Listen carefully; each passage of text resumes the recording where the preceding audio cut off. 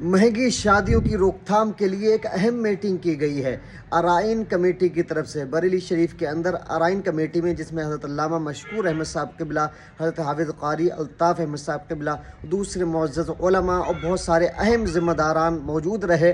और अहम मीटिंग के अंदर बहुत सारी चीज़ों पर डिस्कशन हुआ, बहुत सारी चीज़ों पर गुफ्तगू हुई कि शादी के अंदर कैसे फ़ुज़ूल खर्चियाँ हो रही हैं, क्या क्या चीज़ें, महंगी शादियाँ, फ़ुज़ूल रस्में और फ़ुज़ूल खर्ची।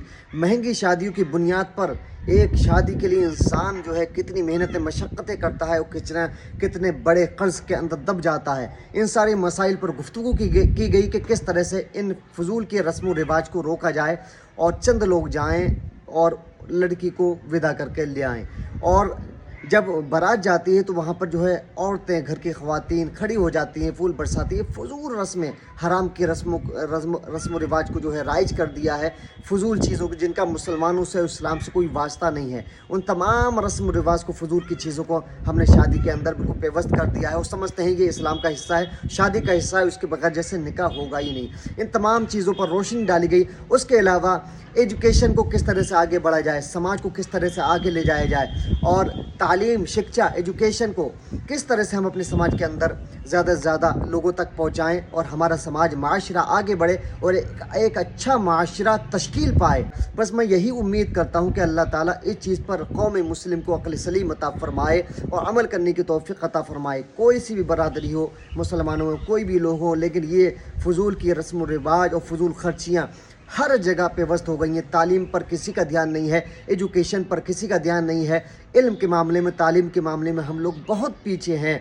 लेकिन हम जो है फ़ुज़ूल खर्च करने में और पैसा अपना बहाने में, इधर उधर लगाने में जो है हम बहुत आगे हैं। और अपना पैसा, करोड़ों अरबों रुपया शादियों के नाम पर ना जाने किन किन चीज़ों पे हम यूं ही बर्बाद कर देते हैं और ज़मीनी स्तर पर, ग्राउंड लेवल पर उसका कोई भी रिज़ल्ट हमें नज़र नहीं आता। हमारा पैसा बर्बाद होता है और जिसका हमें कोई रिज़ल्ट नहीं मिलता जो एक कौम मुस्लिम के अंदर होना चाहिए। तो मैं समझता हूँ कि कौम को अब बेदार हो जाने की ज़रूरत है। अपना पैसा जो लाखों, करोड़ों, अरबों रुपया जो फ़ुज़ूल चीज़ों में बर्बाद कर रहे हैं, उसको एजुकेशन पर लगाएं, लोगों की तालीम और तरबियत पर लगाएं और लोगों को आगे बढ़ाने में लगाएं। वो काम में आना चाहिए ना, उसका रिज़ल्ट मिलना चाहिए, उसका कुछ ना कुछ दिखना चाहिए।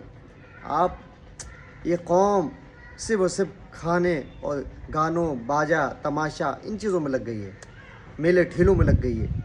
लेकिन किसी वक्त में ये कौम आगे हुआ करती थी। उसकी वजह ये थी कि हम लोग तालीम में आगे थे, हमारे ईमान बड़े मजबूत थे।